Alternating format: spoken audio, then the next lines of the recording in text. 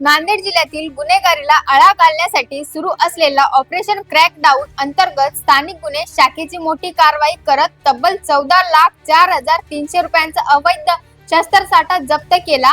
या कारवाईत 470 तलवारी, 209 खंजर, चाकू आणि 24 फायटर पंच असा एकूण 703 घातक शस्त्रांचा साठा हस्तगत करण्यात आला। या प्रकरणी वजीराबाद पोलीस ठाण्यात गुन्हा क्रमांक 238/2026 अन्वय भारतीय हत्यार कायद्यानुसार कलम 425/725 अंतर्गत गुन्हा दाखल करण्यात आला आहे। पोलिसांनी दिलेल्या माहितीनुसार पोलीस अधीक्षक अविनाश कुमार यांनी जिल्ह्यातील अवैध शस्त्र विक्रेत्यांविरोधात कठोर कारवाई करण्याचे आदेश दिले होते। त्यानुसार स्थानिक गुन्हे शाखेचे पोलीस निरीक्षक अतुल भोसले यांच्या मार्गदर्शनाखाली विशेष पथक कार्यरत होते। 22 मे रोजी पेट्रोलिंग दरम्यान उपपनीय मिलिंद सोनकांबळे व त्यांच्या पथकाला देना बँक ते सचखंड गुरुद्वारा रोडवरील 300 सलाना शॉपिंग प्लाझा येथील दुकान क्रमांक 8 मध्ये अवैधरित्या तलवारी व घातक शस्त्रांची विक्री सुरू असल्याची गोपनीय माहिती मिळाली। यानंतर उपविभागीय पोलीस अधिकारी किरण भोंडवे यांच्या उपस्थित छापा टाकण्यात आला।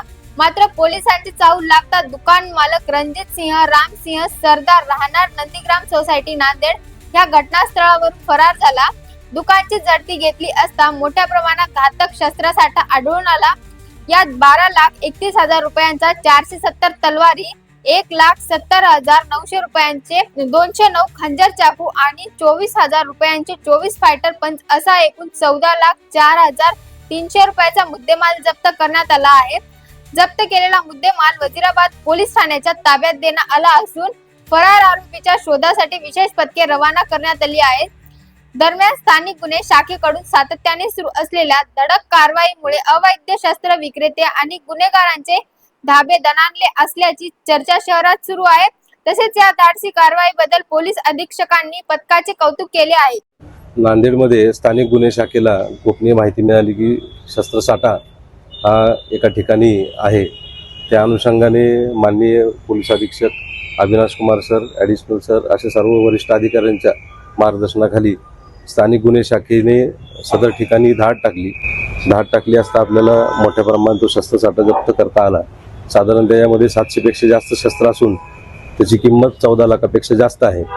सदरची कारवाई ही ऑपरेशन क्रॅकडाऊन अंतर्गत समूळ शस्त्र सप्लाय करणे, त्याचा विक्री करणे, त्याच्या मुळापर्यंत जाण्याच्या अनुषंगाने करण्यात आलेली आहे। सदरची शस्त्र ही अवैध आहेत कारण की ती पूर्णपणे धारदार आहे आणि हे मानवी जीवनास अतिशय घातक अशी शस्त्र आर्म ॲक्ट नुसार प्रतिबंधित असणारी शस्त्र जप्त करण्यात आली आहेत। त्यामुळे त्याचा नक्कीच उद्देश हा चांगला असणार नाही, समाजाला उपयोगी असणार नाही।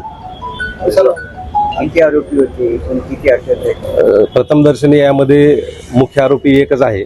त्याच्यानंतर इतर आरोपी तपासादरम्यान आपल्याला निष्पन्न करून त्यांना देखील ताब्यात घेण्याची प्रक्रिया सुरू आहे। बरं, ही कारवाई तुम्ही कोण्या भागात केलेली आहे? सदरची कारवाई ही वजीराबाद पोलीस स्टेशनच्या हद्दीमध्ये करण्यात आलेली आहे।